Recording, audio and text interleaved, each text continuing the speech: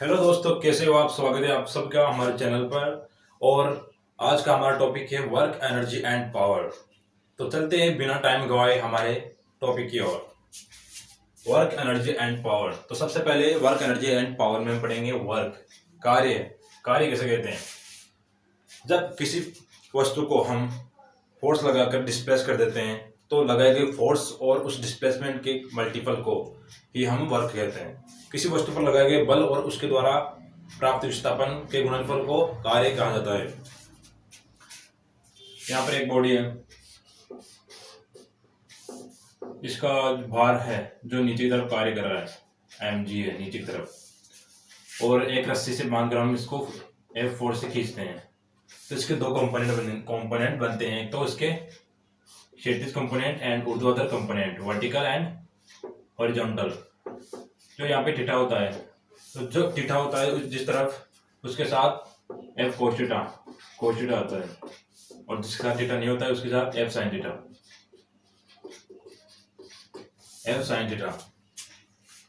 हमारा इस बॉडी को यहाँ से यहाँ तक ले जाया गया, पॉइंट A से पॉइंट B तक, और इसका डिस्प्लेसमेंट S हो गया। तो जो इसको ले जाने के लिए जो फोर्स लग रहा है वो हॉरिजॉन्टल फोर्स क्या है, F cos थीटा, एंड जो ऊपर की ओर ले जाता है वह F sin थीटा है, लेकिन F sin थीटा mg के साथ बैलेंस है। तो वर्क क्या है?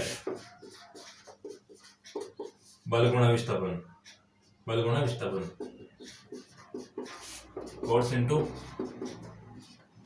डिस्प्लेसमेंट। फोर्स इनटू डिस्प्लेसमेंट होता है वर्क, या F cos थीटा या क्या है फोर्स इनटू विस्थापन, Fs cos थीटा। इसका वेक्टर फॉर्म होगा F vector dot S vector. ये हो गया हमारे वर्क का वेक्टर फॉर्म। ये वर्क हो गया। अब वर्क की कुछ कंडीशंस होती है। वर्क जीरो भी हो सकता है, वर्क नेगेटिव भी हो सकता है, एंड वर्क पॉजिटिव भी हो सकता है। ये कब कब पॉसिबल है, इन कंडीशंस को हम देखते हैं। कुछ कंडीशंस है, अगर हम किसी वस्तु को धरती से या जमीन से नीचे से ऊपर उठाते हैं तो हमारे जो अप्लाइड फोर्स होता है उसके द्वारा कार्य होता है वो पॉजिटिव होता है। क्यों? क्योंकि जो हम फोर्स लगाते हैं वो ऊपर की तरफ होता है और बॉडी का डिस्प्लेसमेंट भी ऊपर की तरफ होता है। सेम डायरेक्शन से होने के कारण कोस का मान 0 हो जाता है और कोस 0 का मान +1 होता है। इसलिए वेक्टर कंडीशन होती है इसकी कंडीशन। फर्स्ट कंडीशन है उसमें किसी वस्तु को उठाने पर क्या, किसी पिंड को उठाने पर हमारे द्वारा जो अप्लाइड फोर्स होता है उसके द्वारा कार्य positive, work done by applied force when a body is lifted। किसी बॉडी को उठाया जाता है तो उसके द्वारा वर्क डन पॉजिटिव होता है एंड मैक्सिमम होता है। अब इसमें क्या होता है, एक फोर्स तो हमारा अप्लाइड फोर्स होता है और एक ग्रेविटी की तरफ से, जो ग्रेविटी की तरफ वो फोर्स लगता है, गुरुत्वीय त्वरण की तरफ से जो बल लगता है नीचे की तरफ, जो किसी पिंड को नीचे की तरफ खींचता है, उसका भार mg, उसके द्वारा किया गया कार्य क्या होगा।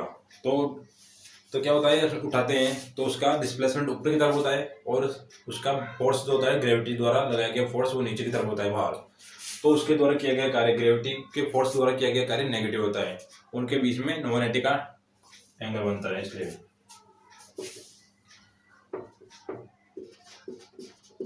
वर्क डन बाय ग्रेविटी क्या होता है, नेगेटिव, और मिनिमम होगा। यह हो गई हमारी पहली कंडीशन। अब इसमें दूसरी कंडीशन एक और आती है।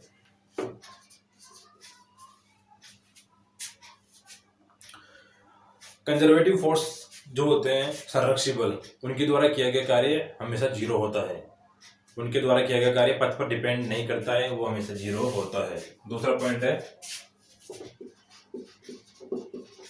Work done by conservative force always zero. इसके एग्जाम्पल है सेंट्रीफ्यूगल फोर्स।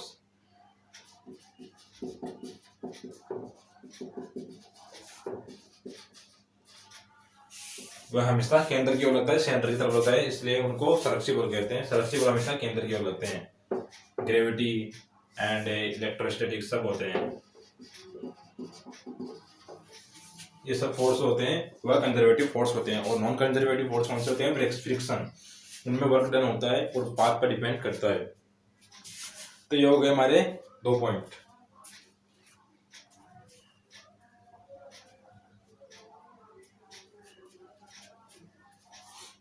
चलो तीसरा पॉइंट है स्प्रिंग का है। जब हम किसी स्प्रिंग को स्ट्रेच करते हैं, किसी स्प्रिंग को खींचते हैं, तो हमारे द्वारा जो अप्लाइड फोर्स होता है वो स्प्रिंग की डिस्प्लेसमेंट की तरफ होता है, इसलिए जो अप्लाइड फोर्स द्वारा कार्य होता है वो पॉजिटिव होता है। लेकिन स्प्रिंग में रिस्टोरिंग फोर्स होता है जो उसको अपनी पुनः अवस्था में आने में मदद करता है, वह होता है रिस्टोरिंग फोर्स या प्रत्यानयन बल। उसके द्वारा किया गया कार्य नेगेटिव होता है। When a spring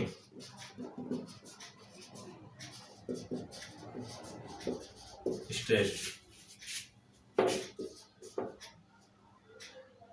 work done by applied force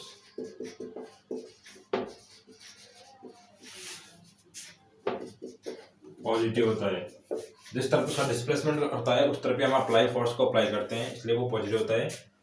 और work done by restoring force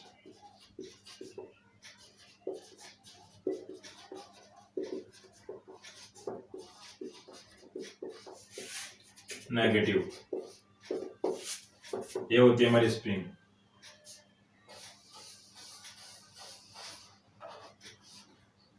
अब हम इसकी तरफ फोर्स लगा रहे हैं, इस तरफ एक अप्लाइड फोर्स इस तरफ, और इसका डिस्प्लेसमेंट भी इधर हो रहा है।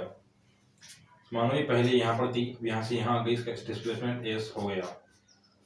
लेकिन जो उसको वापस इसकी पोजीशन में पूरी पुनः पोजीशन में लाने के लिए जो फोर्स लगता है रिस्टोरिंग फोर्स, वो इस तरफ लगता है, इस डायरेक्शन में F R. Displacement and F R या रिस्टोरिंग फोर्स के बीच में एंगल 180 बनता है, इसलिए नेगेटिव वर्क डन होता है इसमें। और जो अप्लाइड फोर्स है उसके बीच और डिस्प्लेसमेंट के बीच जो वर्क डन वो एंगल बनता है वो 0 डिग्री बनता है एंड पॉजिटिव वर्क डन होता है इसमें। ये हो गया। अब चौथा पॉइंट, एक पॉइंट और लास्ट। इसमें क्या होता है, जब हम किसी बॉडी को ऊपर उठाते हैं, ऊपर उठाने में तो कार्य किया जाता है, आपको पता है कि हम जब अप्लाइड फोर्स होता है उसके द्वारा पॉजिटिव एंड ग्रेविटी के द्वारा नेगेटिव होता है। लेकिन उसको उठाकर आगे चलने पर या डिस्प्लेस करने पर हमारे द्वारा किए गए कार्य 0 माना जाता है। क्यों? क्योंकि किसी बॉडी को उठाने पर हम उसको लिफ्ट तो कर लेते हैं यहाँ तक, लेकिन इससे ऊपर फोर्स नहीं लगाते हैं, केवल यहाँ तक ही रहता है। इस पर केवल एक फोर्स काम करता है, नीचे की ओर वेट उसका बार, और इस तरफ हम उसका डिस्प्लेसमेंट करते हैं। तो जिस तरफ डिस्प्लेसमेंट हो रहा है इस तरफ इसका फोर्स लग रहा है, या ऊपर की तरफ थोड़ा बहुत हमारा ये उठाने के बाद लिफ्ट फोर्स लग रहा है, वो क्या होता है, दोनों लंबवत होते हैं, परपेंडिकुलर होते हैं, जिसमें इनके बीच एंगल 90 डिग्री बनता है। और कॉस में 90 डिग्री का मान 0 होता है। किसी बॉडी को उठाकर डिस्प्लेस करने कार्य 0 होगा। ठीक है, तो